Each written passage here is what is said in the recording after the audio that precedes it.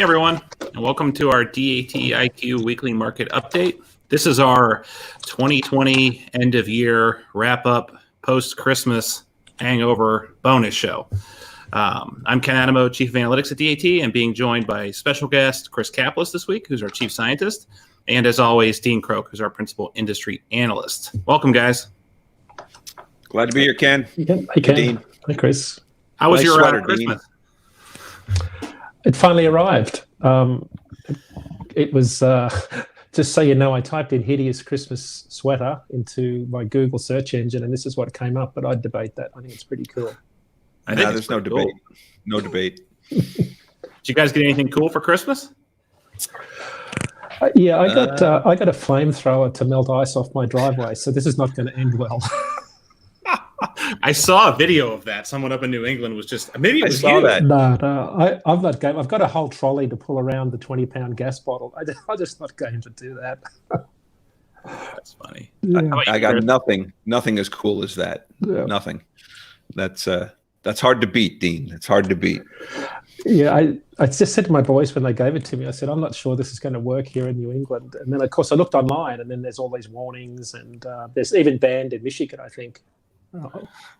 Everything's banned in Michigan. Yeah, so there's such bad. Good driving is banned in Michigan. Yes. Well, Data Clause came for me and brought actual professional quality headphones. So I'm very thankful for that. Welcome. They're already paying dividends. Yeah. But so again, this is our bonus show. We did a show before Christmas, and folks in the comment section overwhelmingly wanted us to kind of come on here and wrap the year up. If you have any questions, please feel free to drop those in the comment section below. But as you know, we're here every Tuesday, 10 o'clock Eastern, to talk about the freight markets, answer your questions, and generally give you an overview of what we see going on out there. So with that, I'm going to jump to our key points for the week, and then turn it over to Dean to get us started. So this week, I have to look over here. So kind of your typical Christmas week. Spot rates rise as capacity takes some time off. Load post volume dropped, but it's kind of very in line with the shape of what we'd expect. I'll be careful not to opine too much on economic stimulus, but something happened, I think. So as that plays out, we'll closely watch it because as middle America goes, generally so does freight. So touchy subject, but we'll try to look at it through a lens of freight. So with that, I'll turn it over to Dean to walk us through our data update. Dean? Yeah, thanks, Ken. So we'll start off with load-to-truck ratio. There was some interesting things that happened last week, even though it was a short shipping week. The load-to-truck ratio moved up to 4.458. But typically in the holiday break, we see load post volumes drop by, on average, 36% over the last 4 years. So they dropped typically 36% in the week before Christmas. Last week, they dropped by 35%. So right on track seasonally, no surprise there. And about 41% fewer trucks posted for loads, again, which is the same as the average in the last 4 years. So again, no surprise, big drop off. A lot of carriers took time off. Refrigerated was a little bit different. There was a lot more reefer volume in the market last week, which is not surprising given food and drink are typically the second highest spending category at Christmas time. Refrigerated volumes were only down 15% week over week, compared to a 30% week over week drop last year. So a lot more volume. That pushed the load to truck ratio up to 9.67. Comparing dry van and reefers, interesting. Dry van volumes dropped off significantly. They were down 9% year over year, but reefer volumes are actually up 20% year over year, comparing the two seasons. In flatbed, very little movement in the load to truck ratio, moved to 41.43. Very similar load posting and truck posting volume drops around 42%. So both in line with seasonal trends. Market condition index, no surprise that the overall load volumes dropped in all but one of our 135 freight markets last week. In the top 10 markets, which accounts for about a quarter of our volumes are down about 28% week over week. Most of the activity was in the refrigerated sector, and I'll spend a couple of seconds on this. Reefer volumes were up in 14 of the 135 markets, but in 4 of those markets were in the top 10, and 2 each were in Florida and Texas, where winter fruit and vegetables are in season. Notably, most of the volume movement was in southern Texas, in McAllen and the Rio Grande. Volumes were up 26% week over week there. About 10% of those loads go to New York City, to Hunts Point, and then 7% head west to Los Angeles. Interestingly, both those markets saw record high rates. 3-day rates for loads to New York jumped to $3.34 and as high as $2.40 a mile to the West Coast out of McAllen. In Laredo, volumes were up 38%. The number one market was Baltimore. Rates are up to a 12-month high to $2.80. So lots of activity. Capacity is fairly tight in the southern Texas part of the country with a lot of produce coming across the board and, of course, coming out of the Rio Grande Valley. In flatbed, load post volumes dropped across the board. All top 10 markets dropped by an average of 44%. And in a number one flatbed state, which is Alabama, it's kind of a market I use to take the pulse of the flatbed market. Volumes dropped even further by 54% week over week. So taking a quick look at the year-over-year spot rates, with much less capacity on the roads last week and more loads in the spot market compared to last year, rates jumped 13 cents a mile to end the week at $2.32. This is both a record high for this time of the year and for all of the last 5 years. Comparing year-over-year numbers, rates are 60 cents a mile higher this time around. In the refrigerated sector, spot rates spiked last week because of the volume around Christmas, also setting a 5-year high, reaching $2.55. That's excluding the fuel surcharge. Rates are up 45 cents a mile year over year. And in the flatbed sector, they also hit a high in terms of rates. They're 38 cents a mile higher, but not as high as 2018. But typically, we do see a spike in rates before they drop off into the new year. So that's it for the market update. If you want to find out more about what's happening in freight, go to dat.com/resources and download the weekly market update. Back to you guys. Thanks, Dean. I'm going to do my best Ned impression this week. I have a lot less letters after my name, so I'm going to try to fumble through it. But and we're going to walk through our forecast models for short-term forecasts for van, flatbed, and reefer. So I want to get right into it. And this is the reason we wanted to show this week is it's really going to start to show the time period after Christmas, kind of that post-return season drop-off. So starting with dry van, and just to level set everyone, the blue line are the rates observed by DAT. That's the actuals. And then we have 4 sets of forecasts. We have Ratecast in green, which is our flagship model. If you log into the product and see a Ratecast prediction for the 8-day forecast, the 52-week forecast, that's what you'll see.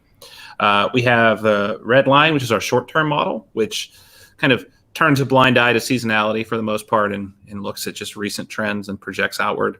And then you have the 2 blended models, which weight the high and low case in different amounts. So very much a diverging case here.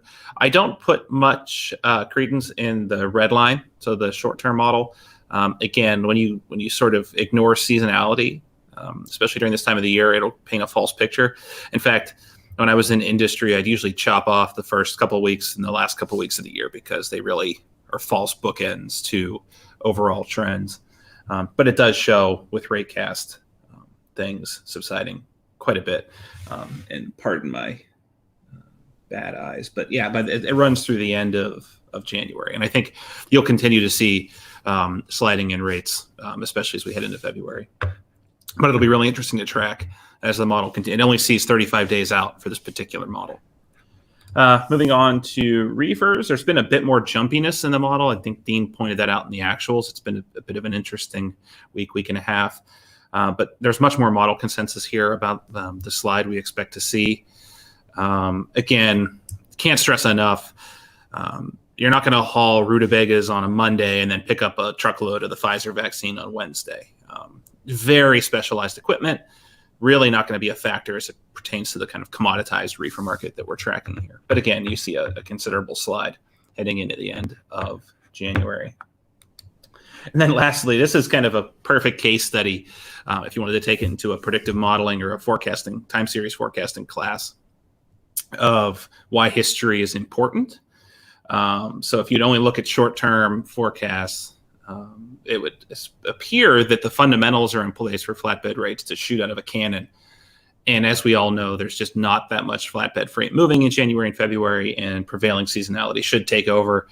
And again, blues are actuals, green, flagship Ratecast, and then red being the short-term model, which is getting a bit confused. That's why we use the Ratecast model in production. It's why it's our production model, generating something like 6 million forecasts every single day. being consumed by our customers. So with that, I'm going to turn it over to Dean for our Ask IQ question of the week. But again, we saved a bunch of time at the end here.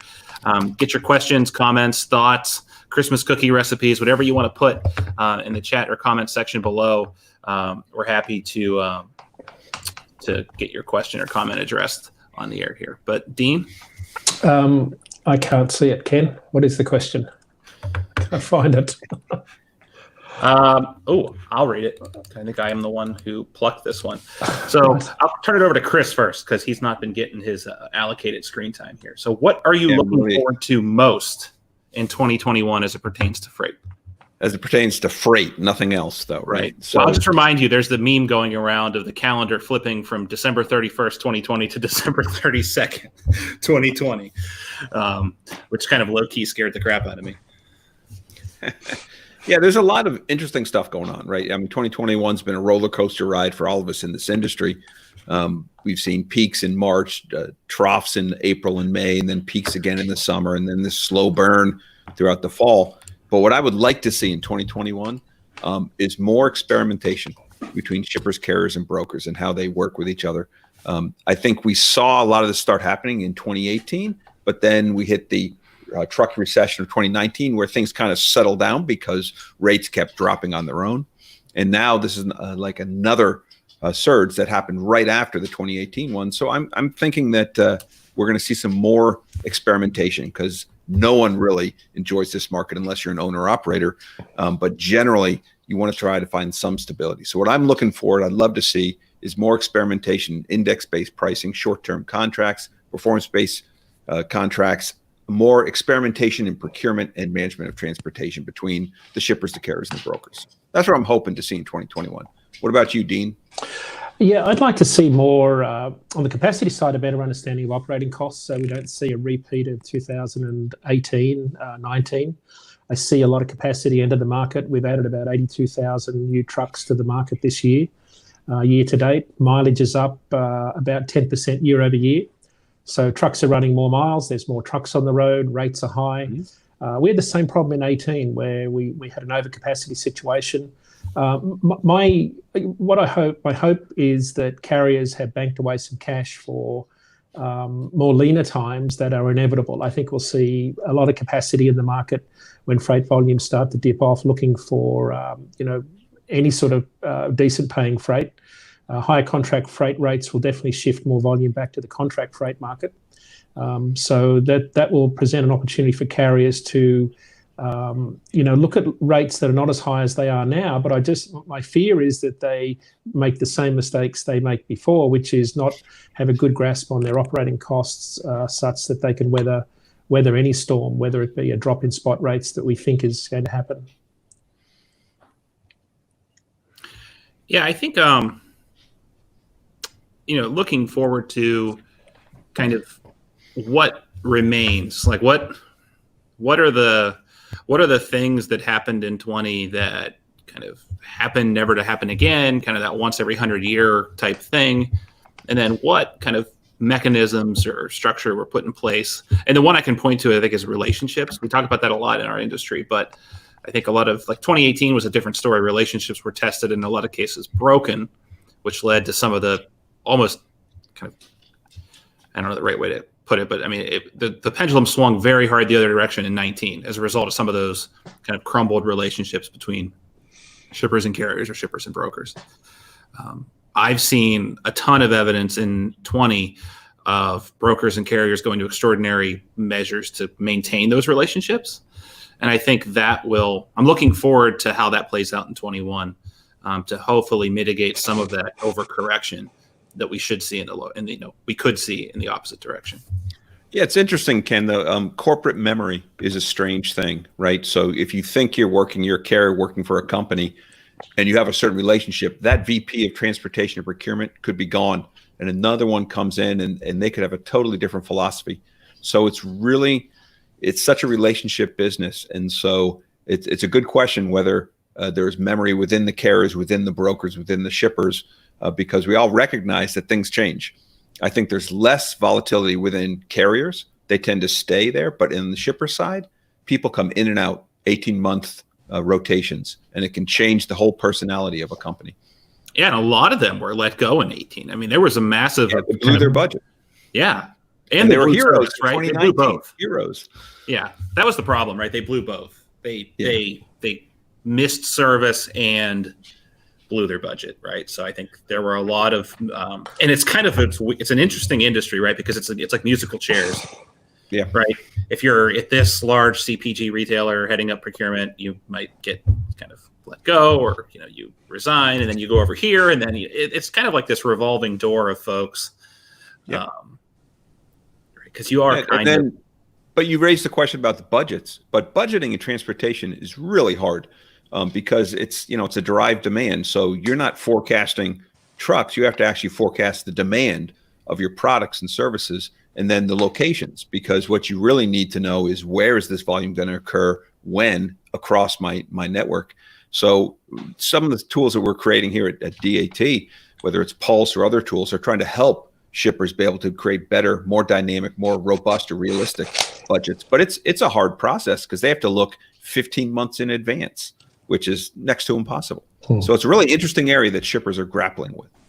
It brings me to a question that we had. I think you're well suited for this one, Chris. Is if you had to encapsulate it in a couple words, right? What are you hearing most from shippers right now? The fall, they're licking their wounds right now. The fall, there are a lot of bids that got postponed from Q2 because things were too crazy then, and they pushed them into Q3 and sometimes into Q4, and things just got worse.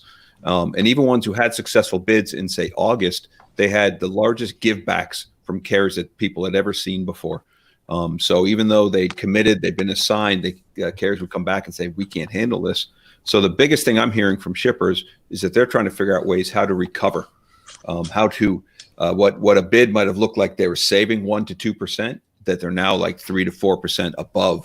And that's a hard pill to swallow. So I think what I'm hearing from the shippers is how can we secure longer term, more reliable, sustainable rates?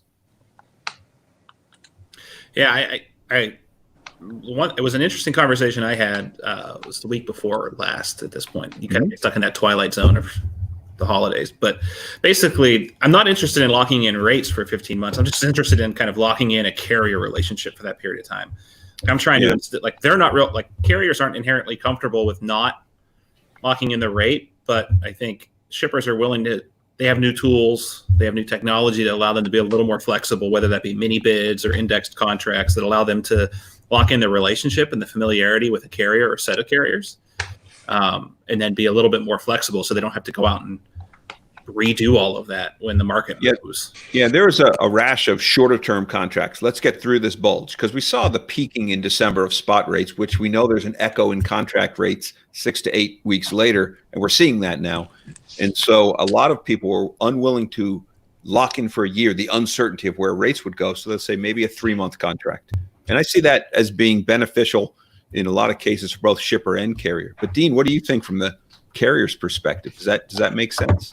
Yeah, I think it does. I think the big challenge they'll have is finding drivers. We added, I looked at the data in terms of the number of new drivers we've added this year. And of the 82,000 new trucks, 30% of those have come from owner-operators, and only 9% has come from large fleets, the mega fleets. Yeah. So I think the larger fleets have had real trouble trying to find drivers this year and process them through the driving schools. That will continue. I think as we said last week, the short-haul market in the final mile space is going to soak up a lot of that demographic that truck drivers typically come from. So I think it'll be bifurcated on the supply side also. I think we'll see a lot of smaller fleets adding capacity as they continue to do, and the larger fleets will really struggle more so in the coming years. So that could have a fundamental bearing on contract rates also. Yeah, you used the word bifurcated. Was that like a bingo word? Do you get $1 now because you used that in a sentence? Well, I had to Google it 2 years ago because I'd never heard of it before, because Australian English is very different. A dichotomous bifurcation of the freight markets. Google. It's a really interesting point. But Dean, do you think this is one of the things that we've been focused on since 2018, in that the efficiency of drivers, the average number of hours per day that long haul over the road drivers driving is around 6, hours, 6.5, 7. Yeah. So has that gotten better during the pandemic? Has that increased? Because efficiency is one way to get out or mitigate the driver shortage. I haven't seen any significant change, Chris. Most of the long haul drivers are up around 6.5 to 7 hours a day. The big difference, though, is that the hours of service regulation regulates hours worked, not speed. Right. So smaller fleets that are more nimble, that don't have speed limiters, can run anywhere up to 200 miles more per day than larger speed limited fleets. So that's where the extra capacity comes from, the speed, not the hours. So one driver can do 700 miles a day. And I know guys that routinely do that day in, day out and still be compliant, whereas larger fleets who have more inefficiencies and not as good network balance are lucky to get 450 miles a day. And that's what I see, continuing to be the differentiator between the larger fleets and the smaller fleets. Interesting. So Nathir had a question, and I think this one is perfect for Dean. Do you recommend me starting my own trucking company at this challenging time?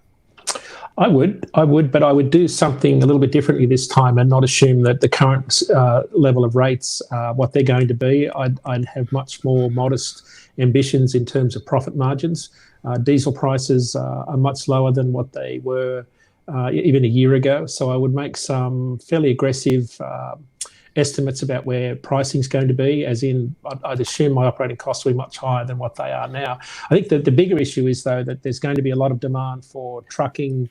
Logistics has sort of been the boom industry since the pandemic started. A lot of truck drivers have become essential workers, and without them, we wouldn't have been able to get through this. So I think it's a great industry to be part of.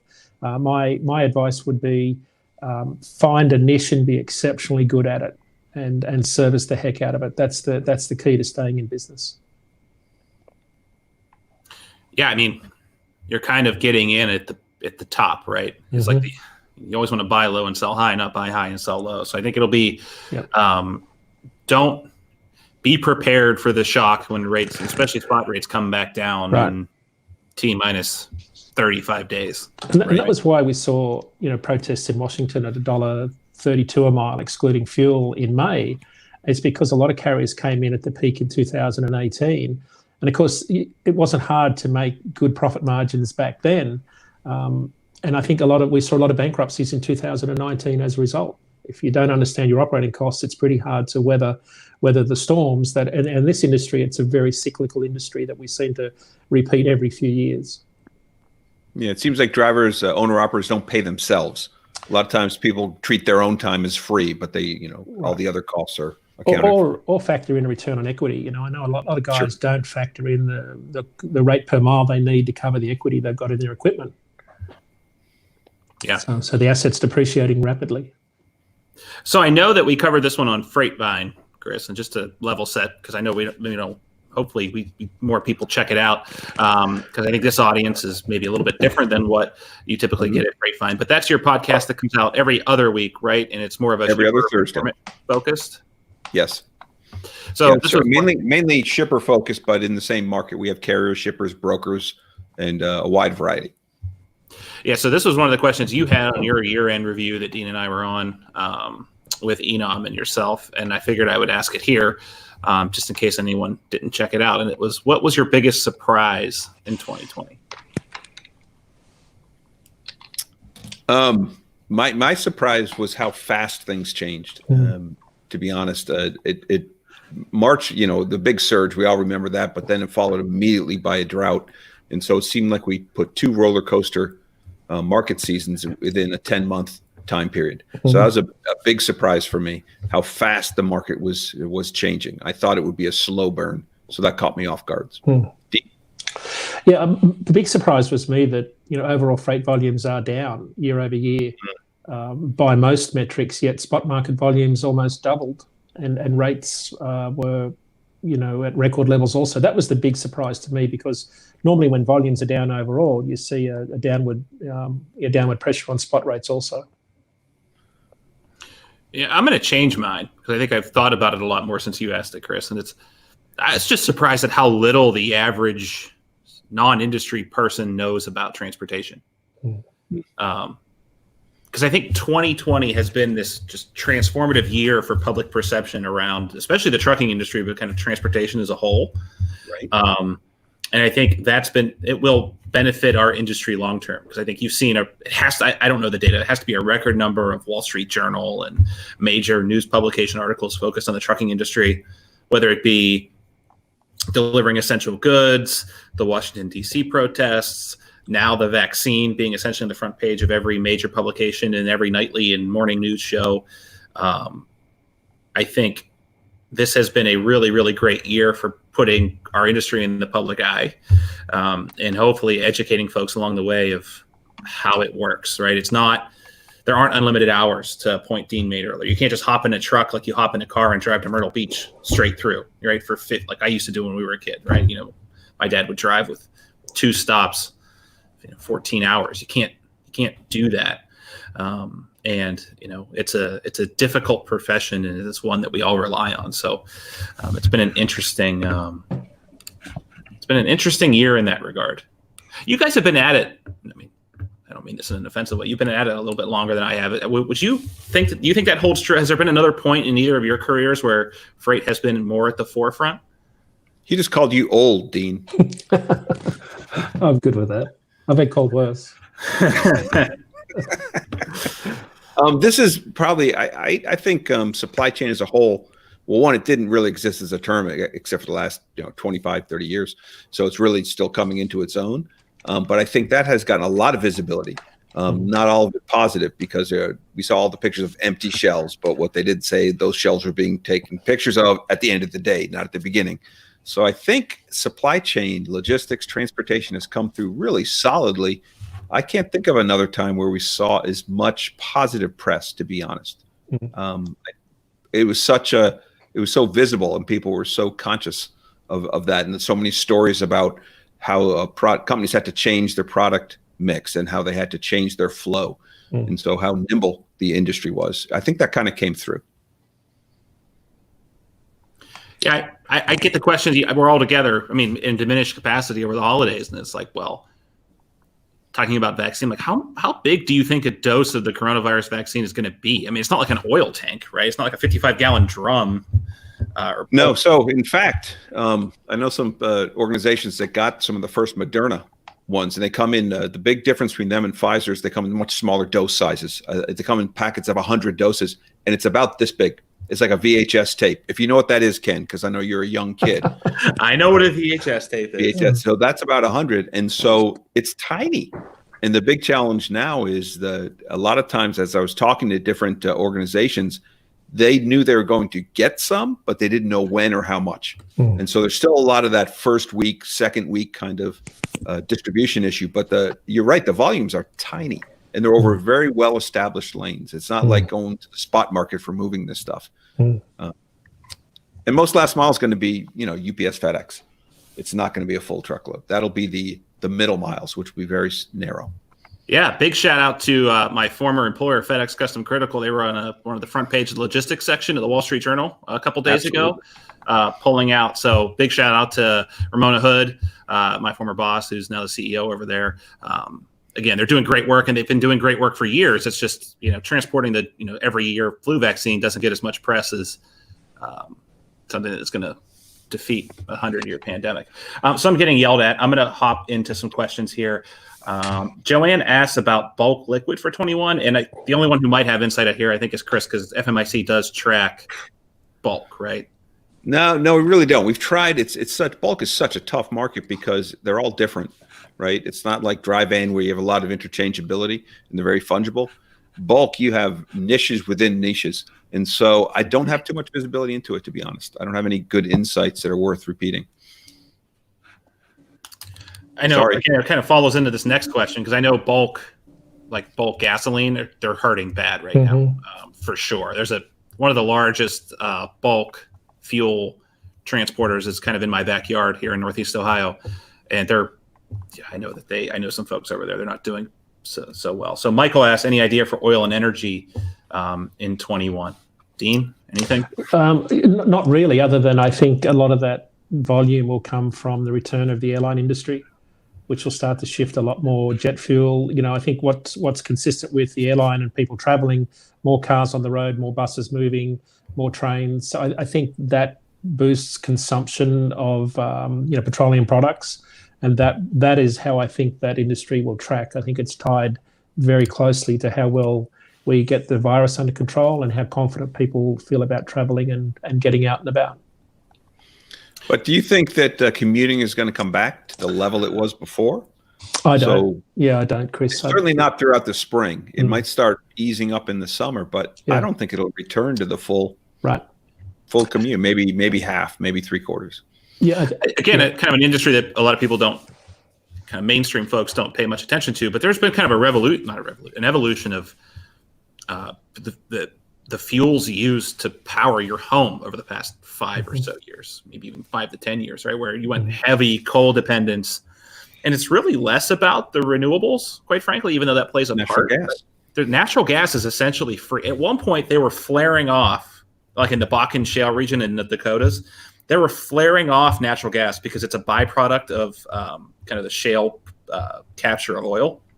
They were flaring off natural gas because it costs more money to capture it than it would be than even make selling it on the open market. It was essentially free. It's less than $1 per unit. So, natural gas and the way that the energy industry works, not to go inside baseball, but these auctions clear several years out.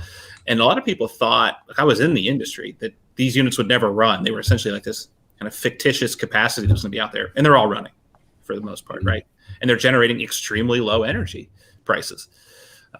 So it's not the same ball game as it was a few years ago. And I think that will continue to put downward pressure on oil. I don't know that the fundamentals will have to shift to see oil the way that it was in 08, 09, and 2010. But there's an interesting thing. If the lower energy prices, will that transfer into more manufacturing moving into certain areas? Because that's one of the major cost elements of a lot of manufacturing, especially when you start removing labor. So will lower energy costs lead to a more, I don't know if it's repatriating or bringing things back, but changing the manufacturing pattern, because it changes one element of the cost structure of outsourcing. Offshoring. That's a great discussion to have at a later date. I think there's a lot of discussion around it. EPA doesn't exist in some of these countries that we import from. So you have, unscrubbed coal is still going to be infinitely cheaper than, or nuke, right? A lot of these countries have made huge investments in nuclear. All right. So moving on. I love this question. So it's from Robert. Do you envision a shift to more dedicated solutions versus point rates in 21 for shippers to ensure capacity? Yes.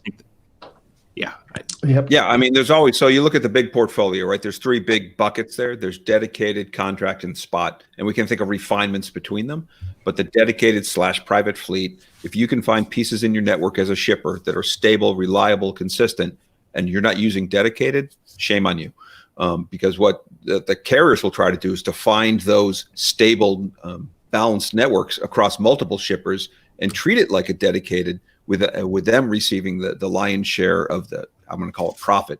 But if you can find that within your own network, then it's so much better for you. And there's increased demand for finding those kind of stable networks within multiple shippers where they're working together. There's a lot of companies out there looking for that, lane matching and things along those lines. So the short answer is yes. I see more increased use of dedicated. It's only been growing. It's a great way to hedge against some volatility, but it doesn't work everywhere, because initially in the 2nd to 4th month of the pandemic, it was a challenge because you had all this dedicated assets you were paying for and you had no volume to move. So you have to be kind of conscious of how you're going to use it in case the market does turn and the volume does drop. Does that make sense? Mm-hmm. Yeah, for sure. So CRS, I'm a new trucking dispatch service company. Would you recommend partnering with a bigger company? Dean, you might have more experience with that. Yeah, good question. It certainly would help in terms of balancing your volumes across different lanes. Sometimes you might have good volumes one way, but not in the other direction. So I think the answer is yes, generally speaking, that you should partner with someone if you've got a lane imbalance. That would be where they would come into their own to help with that backhaul component. Yeah, I think everyone's going to be trying to mitigate uncertainty as we head into 21. I think doing things like dedicated, working with larger companies, potentially getting round trips, those are all going to be kind of tools in your tool belt to mitigate that uncertainty as rates fall. So the last question we'll end on, I can take this one just given my history about advice for straight trucks and sprinters. I have to imagine, so that's depending on where you are located geographically and what industry you serve, it's probably not as great of a year, especially if you, right, the expedite industry was largely set up to service the automotive industry and the tier 1 auto suppliers in the Midwest, especially on the dry side. So I think as that industry ebbs and flows, you see kind of very much reflective in your business. I think 21 is going to be a year where that stuff should come back, and we should see industrial production in general come back. I think automakers there will be a catch-up period, which should be good for that industry, right? I saw a statistic about cars on the lot, and it's kind of at an all-time low right now.